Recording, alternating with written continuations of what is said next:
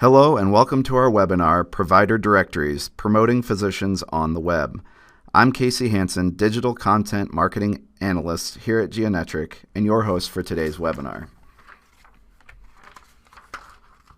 Geonetric is a marketing agency and technology partner that helps healthcare organizations generate marketing results. We offer a suite of services including website design and development, marketing campaigns, SEO, content development, and more. We work with health systems, hospitals, and clinics around the country. Learn more at geonetric.com and be sure to visit our portfolio to see the awesome work we do with clients. Our webinar today will run approximately 1 hour. We will answer questions at the end of the presentation, so please enter them in the Q&A field. You can also follow the webinar conversation live on Twitter using the hashtag Geonetric. Our recording of this presentation will be posted on geonetric.com in the Learn and Share section. We depend on your feedback to make our webinars the best they can be. Please take a moment to complete the survey at the end of the webinar. If you're like most healthcare organizations, provider profiles top the list of the most visited content on your website. This high visibility makes them one of the most challenging and critical parts of your web strategy. And now that health consumers are finding more and more information about your providers on third-party sites, there's another obstacle to look out for.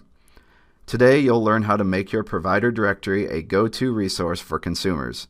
We'll also cover why ignoring physician ratings and providers' online reputations isn't an option in today's world. Today's presenter is David Sturtz, Digital Strategy Director here at Geonetric. David uses his deep background in design, content strategy, and product development to bring vision and innovation to Geonetric's digital marketing and content practices. He has tackled healthcare digital marketing challenges from all sides, from designing user-friendly information architectures to building content management software that runs websites for hundreds of healthcare brands. And now we'll turn it over to David. Thanks, Casey. I'm really excited to talk to everyone about provider directories today. As Casey mentioned, it's a huge piece of the puzzle for your healthcare website and something that gets a lot of visibility within the organization as well. And so we're going to walk through a number of different topics today related to the provider directory, how people look for information about physicians online, and some things that you can do to help improve the whole process. So to get started, we want to take a look at a map of the overall patient journey and where that kind of begins, starting from typically some sort of search process. So a prospective patient goes out, does a search maybe for your hospital brand, maybe for a particular physician, somewhere in that range, and winds up in a number of different places. They may end up on your own site, on your own provider directory, down there following the path along the bottom. Or they may end up on a third-party directory, something like a Healthgrades or Vitals that has listings for those physicians. They may end up getting some results back from the search engine itself around the physician or around the location that they're looking for. As they dig deeper into that information, on your own site, we're seeing a trend around publishing ratings and reviews, so we'll talk about that today as well. And then on third-party sites, that's where reputation management comes into play, really thinking about how you're watching what's going on out there and seeing what's happening. So this is kind of the lay of the land that we're going to talk through today. And to get started, I wanted to talk about local search and some of the things that are going on there. We know that search is a huge part of the patient experience. Health consumers really rely on search, with the vast majority of them looking online for health information using search engines, and when they're on mobile especially, looking for that local search information. The big trend within the search engines is really that the organic search space is disappearing to a large degree. So when we think about ranking number one on Google for a particular search query, those organic rankings for actual pages and URLs are really shrinking. And what's taking over, as you can see in the diagram on the right, of course the ads, and those have even increased in prominence as Google has kind of dropped out those right side ads and focusing on putting them up at the top. a very small number of organic results that may show up for a query, especially when you have a location involved and you have sort of that local search intent where Google is thinking this user is probably searching for an address, a phone number, something like that. A lot more of the results are going to be what you see in this search results page, where you have what's called the local pack. So these are kind of the all of the name and address types listings. You've got the map that goes along with that. So you can see in this result, there's maybe about 3 spaces that are being used by organic ads, depending on what comes back as far as other types of media, images, news articles, all those kinds of things start to shrink that space even further. So we really have to start thinking outside of just the URLs on the website when we think about optimizing for search. Another reason that this is becoming important, this is something we talked about in our Trends webinar earlier this year, is that search is really going beyond web browsers. It's really launched into the mobile space, and we're all familiar and using, to varying degrees of success, the different voice search engines that are out there looking for information using Siri and Cortana. And that really works off of a different type of search engine optimization. So really thinking about the entities that are involved, the people, places, and things that you're representing online, and how search engines and crawlers are understanding the data that you're publishing, using much more structured data approaches like schema.org to represent that data online. So we have to kind of think outside of the box that we're used to as far as going to that Google search page and that being the be-all and end-all of finding your organization. To walk through the process we go through when thinking about optimizing for local search, there's a number of different pieces at play here. And this is kind of our map of that whole world. So you've got your website over there on the right-hand side. You've got probably provider and location profiles within that website and some information published there. There's certainly typical traditional website factors that you want to look at, on-page SEO types of things, including page titles and descriptions, how your URLs are structured and things like that. In addition, when it comes to these local search engines, you really want to be thinking about this whole ecosystem of data that's out there. A piece of that puzzle is what's known as data aggregators. So a number of companies that I like to call the credit reporting agencies of local data. They publish names, addresses, and phone numbers for businesses based on a whole bunch of different data sources. And some of those data sources may be more accurate than others. And this is where a lot of times you encounter those weird things going on where all of a sudden a physician's mobile phone number is now listed as their official office phone. And a lot of times you're probably getting a call about that situation. Why is this going on? That may be listed off on some billing program somewhere that those data aggregators got a hold of and decided that was the new phone number. So an important piece of the puzzle can be publishing data directly to those aggregators to make sure that you're publishing the really true name, address, and phone information. So you come down from there, that data filters out into directory and review sites. It also filters into the search engines to some degree. And an interesting thing happens where most of the search engines now are overlapping with those directory and review sites. So Google has Google My Business, Bing has Bing Places for Business, Yahoo uses some of the Yext engine to fuel their listings. So a whole mix of things going on there and a lot of overlap where those search engines are really becoming directory sites as well.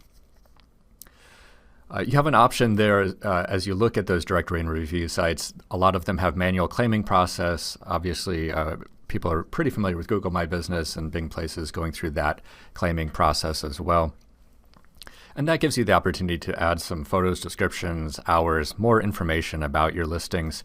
And really, it's the only way that kind of manual process or a bulk upload process are the only ways within Google to actually kind of claim that listing and help to make sure that you're controlling the information to some degree that's published there. There still seems to be a little bit of fluidity as far as what Google decides it's going to show at any given moment, but that's the way to get the most control out of that. And then the third piece of the puzzle, taking things a little bit more advanced, is publishing the structured data on your website itself. So using schema.org markup to help tell those web crawlers from the search engines down to the detail level the names, addresses, phone numbers, the featured images, all of those types of things around your locations in ways that they can use for those more structured data searches, building out what they call the knowledge graph and being able to explore that data in new and different ways. So really, there's a number of different levels throughout that ecosystem that you want to make sure that you're approaching as you're thinking about the problem of local search. And we'll talk about some ways to kind of prioritize and take some first steps into that world. Another important component of this is actually monitoring the listings data that's out there. So if you're going to the effort of doing this and investing in trying to fix this data, you want to make sure that it's staying fixed. And that can be really tricky to do because there are dozens or hundreds of sites out there that you want to kind of pay attention to through this process. So this is where some tools can come into play to help you make sure that everything is matching up as you go throughout the web and as users are maybe encountering your information on all of these different sites. So one of the questions we get is kind of where to get started with this whole process. You're starting to think that local search is something we need to be paying attention to. Where do we need to begin with that? And the number one thing we see is just starting out even within your own organization to identify the consistent location and provider data. We see a lot of times just even within the organization that there's different naming conventions and different phone numbers and maybe missing information that's out there. How exactly are we going to break this down? Thinking about all of the different contact points that may be out there that have their own address and phone number associated with them, and really getting that data in good shape. That seems to be the first place to really focus for most organizations, making sure that exists and is really robust data. From there, one of the first things we would probably advise people to do is to actually go through some of the process of claiming some of the key listings on Google My Business. Like I said, there's not a lot of workarounds for that pretty manual process, pretty frustrating process for a lot of people, but it's really key to getting control of those listings within Google. Adding structured data, schema.org, is something that you can control within your own website. So that's something that would top my list as well. Making sure that markup is there on location and provider pages. Making sure that all of that is publishing the right up-to-date information in a really structured way that can really help to boost some of that local SEO. And then making sure that you've got processes in place to maintain the accuracy of that information. So this is all kind of baseline, making sure that it's all out there, it's being published in a way that's really useful, and you've got some of those first levels of claiming done. The next step, taking it to the next level, is usually finding a slice out of all of that, of the most high priority listings, to take a more in-depth effort, maybe using some third-party tools or an agency to help you through that process. So that may be just picking out across your facilities which ones are the ones that are having the most issues or the most accessed by patients, out of your providers who are the more shoppable physicians that maybe you want to support through the local listings effort. It can be, quite expensive as you start to get into huge numbers of physicians that you want to push through that. So really we see a lot of organizations prioritizing where they're going to focus the resources, especially as they're getting started in this process. You don't have to eat the whole elephant. You can really take a slice at a time. So that's the high level around the local search options. Digging into the provider directory, where patients will end up on your site as they're looking for physician information. We see some pretty interesting statistics as we look across our clients. We've found that up to 20% of inbound traffic coming from search engines arrives into the provider directory. So a lot of this depends on how focused the organization is on some of the SEO and promotion strategies around providers, depending on kind of the drivers for your organization. That may be higher or lower. But we've seen up to, in around 20%. Just around inbound traffic, and up to 25% of overall page views. So that means a quarter of the traffic that's hitting the site is within that provider directory. That's a pretty big number and really speaks to that visibility both externally and internally that we're talking about here. So this is a really critical piece of your site to pay attention to. A lot of times, because it tends to be very data-based and structured in that way, it gets a little bit overlooked in terms of content development and really thinking about this as content on your website. One of the areas that we really focus on when we're thinking about provider profiles is what do patients need and want as they're looking at this information. And we have this broken down into two different categories of information. One around qualification criteria. This tends to be those pass-fail types of things. Do they actually accept my insurance? Are they the right specialty for what I'm looking for? Can I be seen? Are they accepting new patients? And can they treat my condition? So this is kind of that black and white. They're either in or out of that category. They either pass or fail those qualification criteria. On the other side, we have the more qualitative level of the selection criteria, things that people use, that they're looking for. They're looking for the best match, but everybody's kind of on a scale as far as how well they're going to match. And this is things like how likable are they? Are they trustworthy? Can I see that others have trusted them?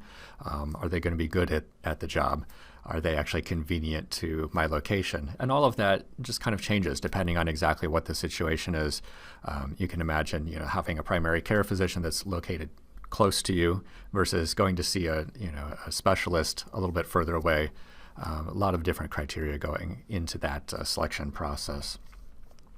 So these are important things to consider as you're creating those provider profiles, as you're making sure that the content that filters into these profiles really supports the patient on the decisions that they're making.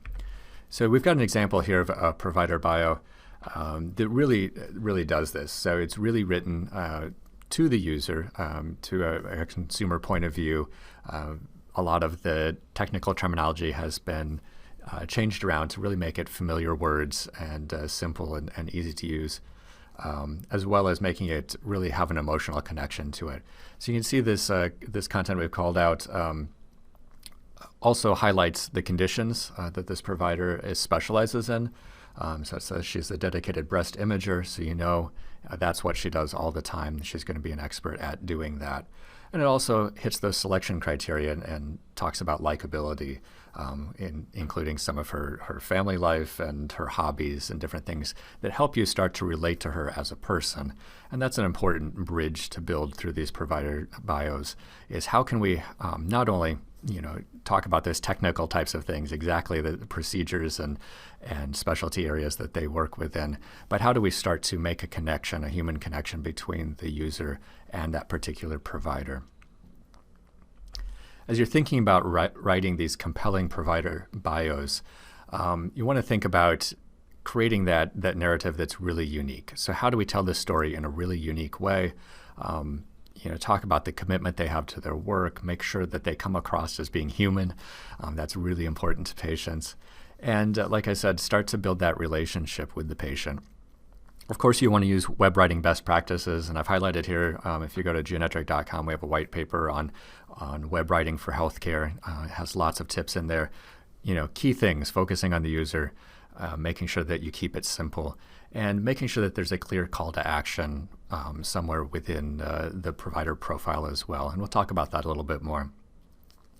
As you're thinking about a provider directory and sort of the structure of that, one of the things that, kind of where that experience tends to start on the site is with some sort of a search. And we see a number of different things going on there.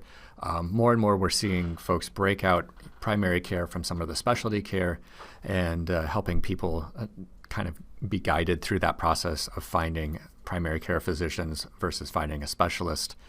One of the other things that we're seeing is more inclusive provider directories. So it's not just doctors, even though a lot of times we use that language in the navigation, including more mid-level providers as well as even down into nursing staff, since those are the folks that people are frequently interacting with and even spending more time with in the office. It becomes a greater part of that decision-making process.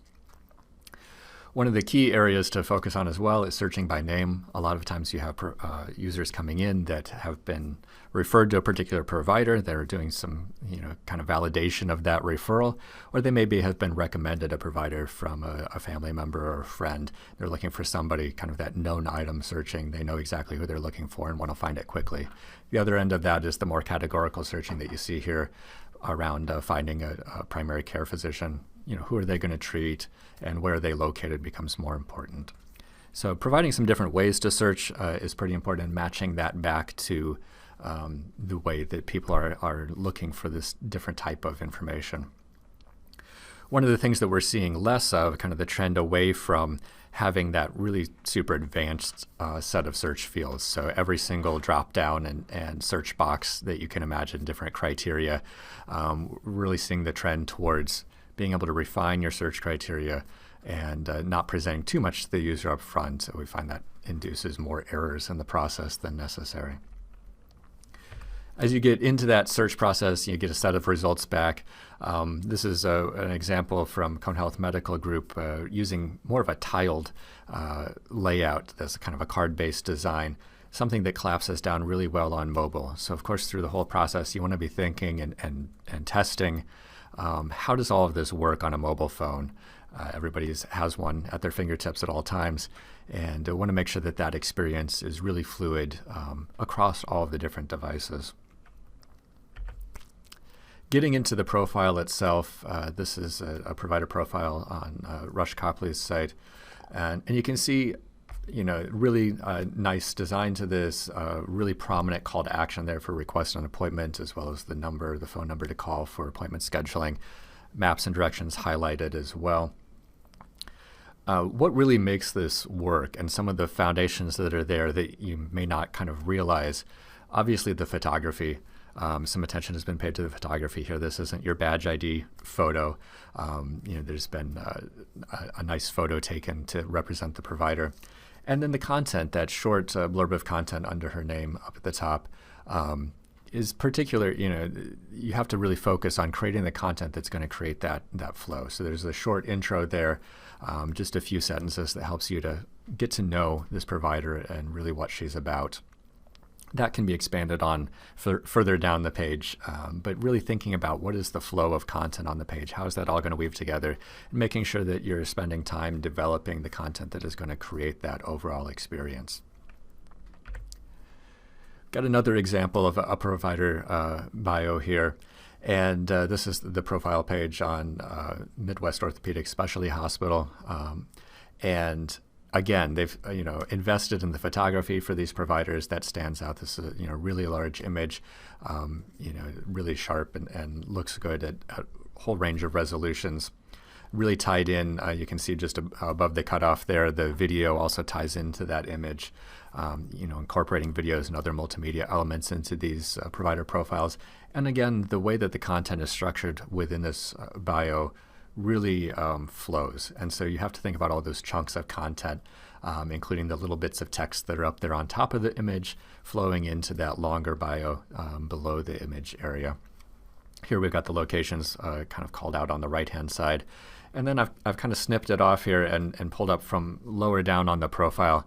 You can see they've actually incorporated blog posts that are authored by that provider, as well as podcasts. They participate in some different radio shows and things like that. And so they've called out those different pieces of content. And so it gives you more different ways as a potential patient to interact with that provider and start to get to know what are they about. You can really get a lot of a sense of who they are from both those videos as well as the writing on the blog posts or the hearing their voice on a podcast. So thinking about all of those different media elements, making sure that you can combine those into the provider profile. So we think about places to begin with the provider directory. The first step for most folks is really deciding who's included. And as I mentioned, that really seems to be an expanding set of providers.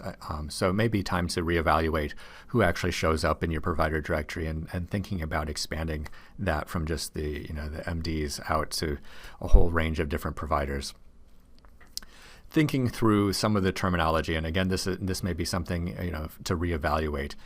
How are you going to present some of those different relationships that providers have with your organization, whether they're employed, whether they're just community physicians? There tend to be different levels of relationship. Some of that's important to patients. Some of that needs to be explained to patients through the whole experience. And how is that going to be handled? Same thing for terminology like specialties or subspecialties. It's nice to have some of those really technical terms, but it's also helpful to have the right words there for patients to understand really what does this person do on a day-to-day basis. Do they treat the kind of thing that I'm coming to them for? want to make sure that the content is really written and edited to meet those users' needs. So again, following the good guidelines for web writing, as well as making sure that all of the data is there for both qualification and selection. So both the black and white sort of insurance and specialty information, as well as things that are going to help them appear as trustworthy and appear, kind of speak to their bedside manner and those types of things. A clear call to action is essential. So really thinking through, what can we get out there for a call to action within the provider profile. So that may be a request an appointment type of form, something that is more of an inquiry rather than actually scheduling. And we're seeing more and more folks going the scheduling route as some of the different players in that space open up some of the options. So being able to have the whole range, whether that's schedule an appointment today, make a phone call, or actually do an online inquiry. The more that you can get those calls to action tied into the provider directory, the stronger case you can make for the effort that you're spending there. It really, really drives a lot of downstream revenue. The next steps in this area really are to continue enhancing that content. I think it's kind of an endless job potentially to continue to add into those provider profiles additional content assets, telling that story even more, and making sure that you can really push and take those calls to action to the next level. If you're doing the web inquiry today, then pushing that towards real-time scheduling is kind of one of the next steps out there. Another area that we're seeing a lot of folks focusing on within the provider profile is ratings and reviews. So this is kind of another next step that we're going to dig into detail on. We're seeing a huge increase in the number of patients that are reporting that ratings and reviews are driving their choice. So these are numbers from 2014. I think the increase in different third-party sites that are publishing these ratings and reviews is only pushing these numbers up. You sort of can't not look at ratings at this point if you're doing a search online. So at this point in time, they were saying 60% were looking at ratings. There's a high trust factor of these ratings, and they are influencing whether people are selecting or avoiding particular providers.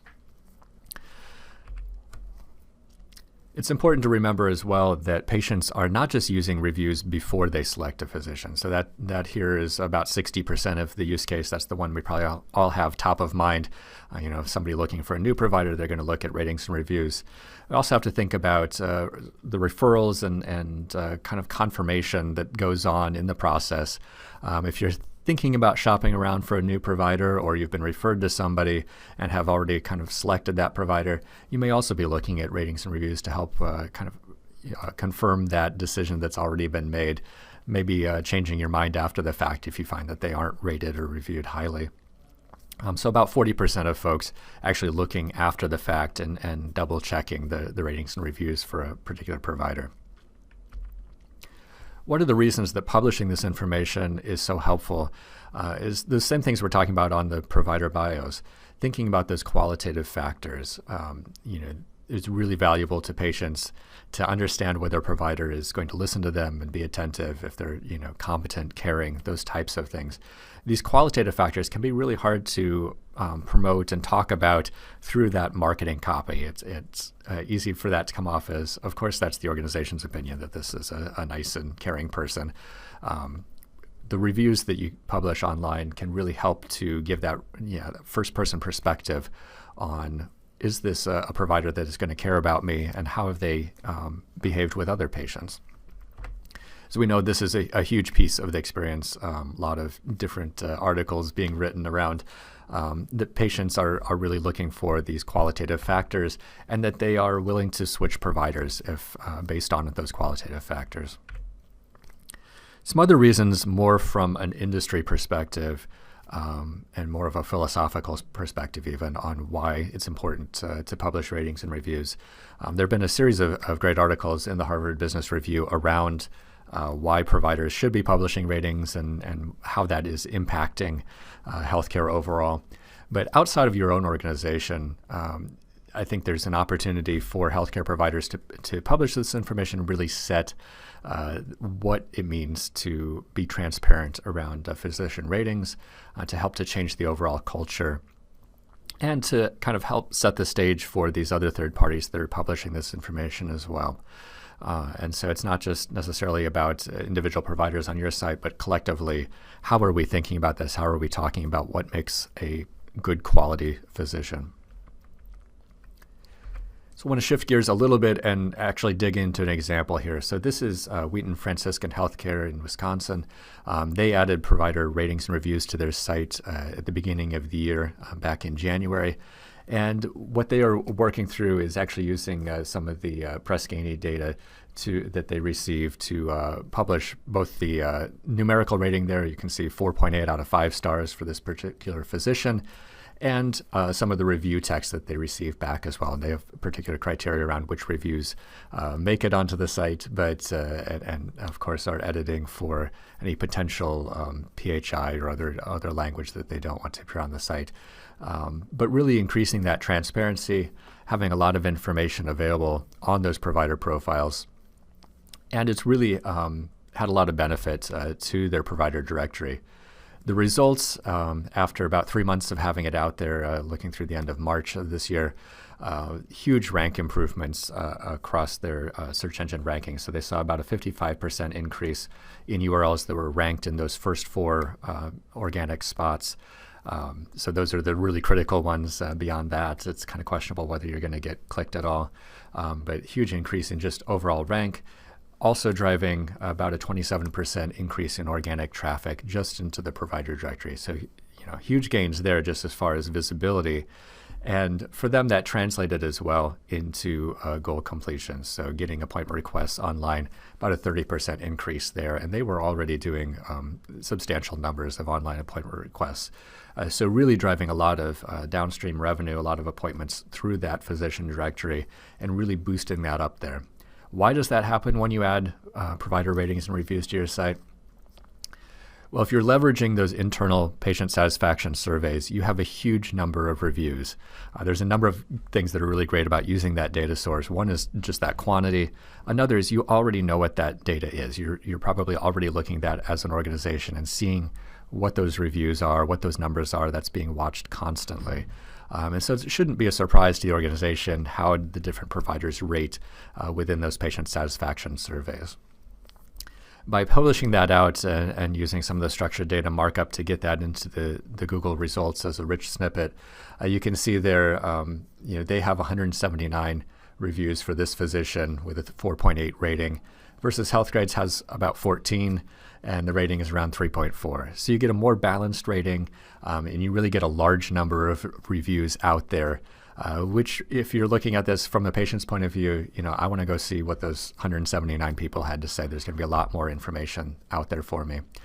Having those reviews on the page helps to expand that page content. So you've got a whole other source of content and freshness to that content, as well as an expanded range of keywords that are being used in those reviews, helping to tell Google that this is a more authoritative page about that physician. There's just more substance there.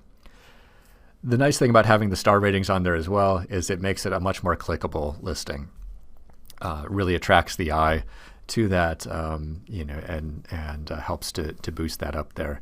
What we tend to see is Google running sort of experiments where you see more impressions happening for a particular URL, and then based on those additional impressions that Google may be providing, if it's matched by the click-through rate, you tend to see a rank increase. And so when this gets moved up the page, it has a very attractive listing there with a nice clean page title and description, as well as the rating.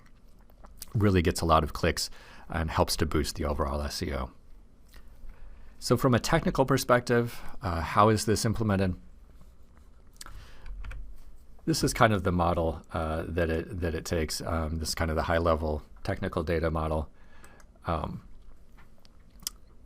We've got the patient survey data out there towards the bottom, and all of that is flowing into some sort of data repository. So there's a couple of different ways to approach this.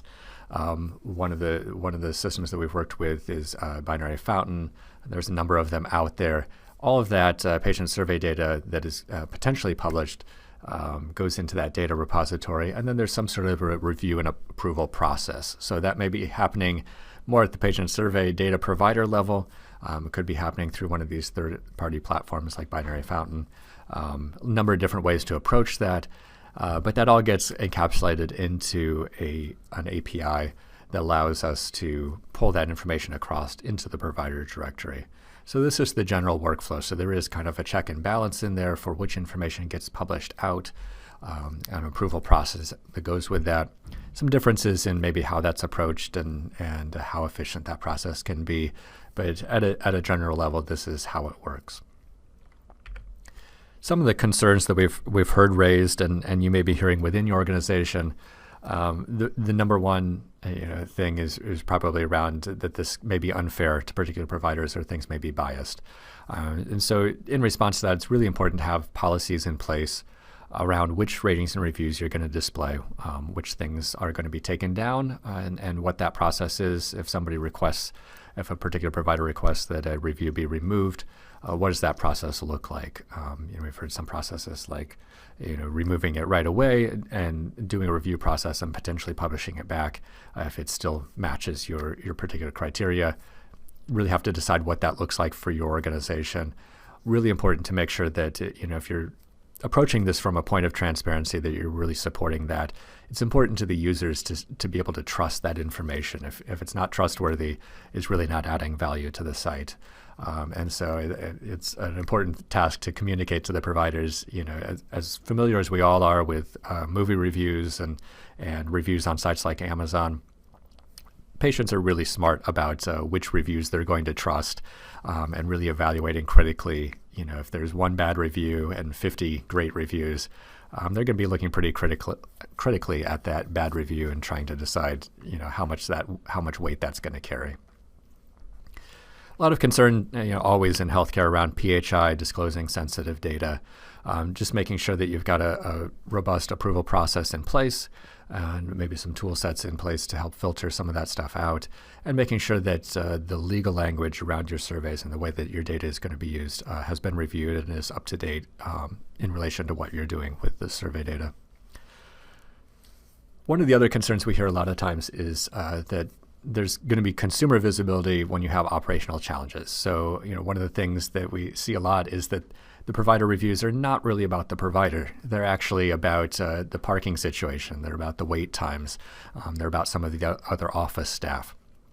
And so some of the concern is that consumers are now going to have all this visibility into problems that we either can't fix or haven't been able to fix yet. And really, I think it just is something that the organization needs to tackle, and being transparent about these issues.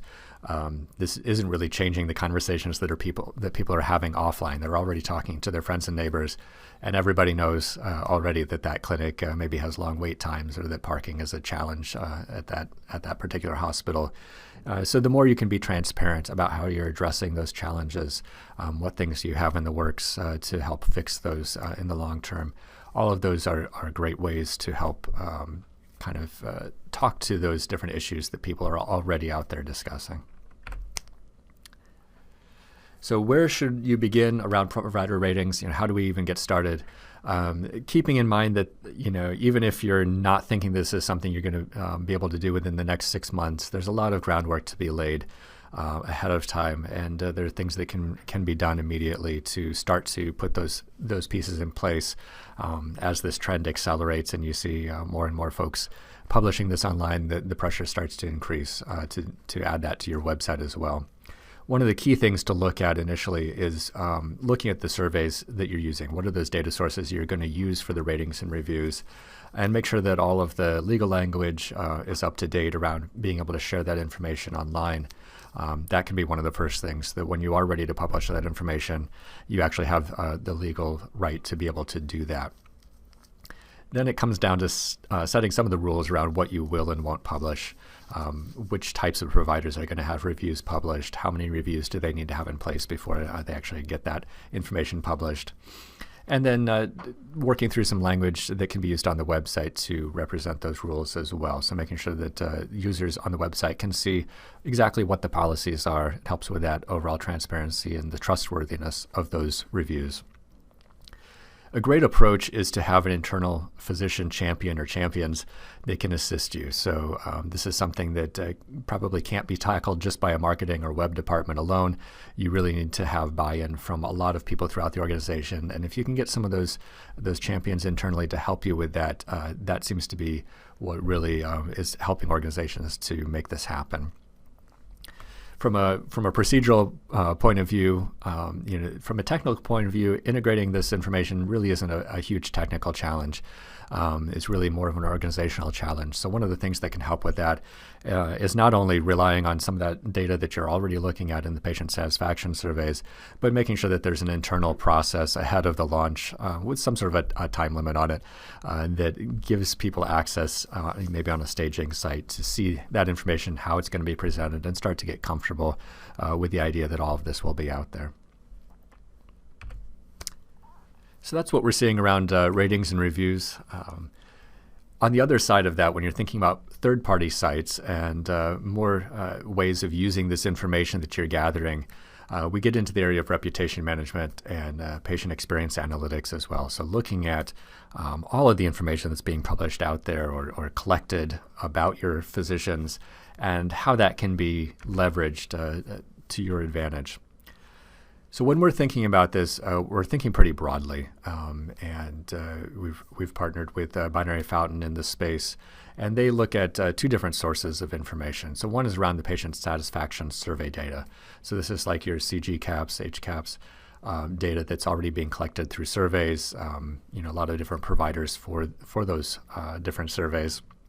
That's kind of your internal view of what's going on, and this is where your patient experience teams are probably already looking at some of this information and gathering this and really trying to figure out how to improve things.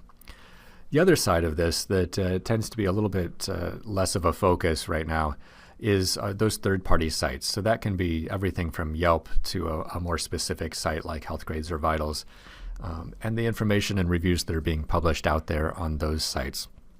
So this is a little bit different spin on that patient information than the surveys that you're getting. The surveys tend to be a little bit more statistically accurate, they're more balanced. They're going out to everybody and probably a higher participation rate than you would see out there on the social media. But social media is going to surface for you a lot of concerns that need to be addressed and need to be looked at. And so what we see happening is those data sources coming together into one place, being able to provide some analytics and benchmarking throughout the organization, seeing which providers are doing well, which particular practices maybe aren't doing as well, and where some particular areas for improvement are. This is where the marketing side of things really starts to intersect with the operational components. You can only market so hard before it really hits up against that wall of, okay, what are we going to do differently? How is our product actually different? Or how are we improving our product in a way that is substantially different? Out of that, when you're thinking about the social media and some of these third-party review sites, a lot of times you have the opportunity to respond to any of the posts that get put out there. So it's important to think about what that alerting and response workflow looks like, both how you become aware of that information and who internally is going to respond, what that workflow may look like. A lot of times we see that being an initial, post back and then a process for taking that offline, maybe some internal folks to respond to that as well in order to help to kind of correct that negative experience that happened. One of the things that we really like out of the Binary Fountain platform that I think helps boost it into the healthcare space just a little bit better is how it breaks down a lot of the information. So here we're dealing with a lot of free-form information, whether that's in the open-ended surveys or in the social media sites that are out there. Really need a tool set in place that's going to help you understand not just is this a good review or a bad review, but in what ways are the patient experience being shaped by things like getting timely care versus bedside manner of the physician. As I said, this really breaks down a little bit differently. The physician is maybe only one slice out of these reviews, even though a lot of the language is centered around that particular provider. Most of the experience is outside of that provider's direct control, outside of the time spent with that provider. So really thinking about what are all of the elements, being able to see across the organization how those things break down and where the positive aspects are and where the negative aspects are.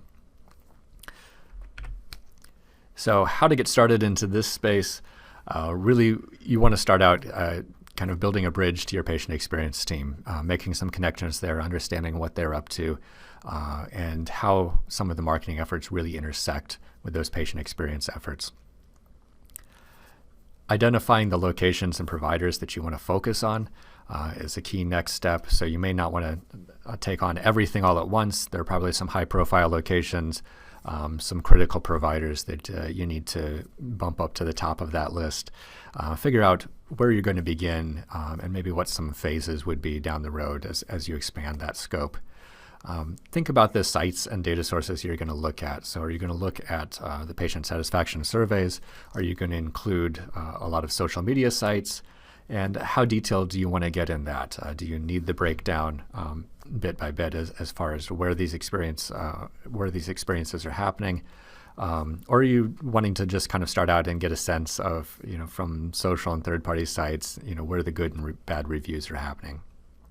Different tool sets can apply to a whole different range depending on what you decide in that area. You want to set up what your response guidelines are. So you probably have some version of this today, making sure that these are up to date and that you have responsibilities detailed out. What's the workflow look like across both the marketing staff, your web team, your patient experience teams, your clinic staff, who's handling what, and how is that going to flow? As you get a little bit deeper in there, making sure that you're communicating this information back. So like I said, you're probably talking internally about a lot of the transparency around patient satisfaction. That's probably already happening in most organizations. Getting some of that social and third-party data in there is something that's a little bit new. And so that's really an opportunity to have some conversations about how you appear on those social media sites, on those third-party reviews, and what can be done about improving that. So that was a big dive through a lot of different aspects of the provider directory. So we're going to pause here and take some time for questions, and we'll stick around for a bit and see what's top of mind for everybody today.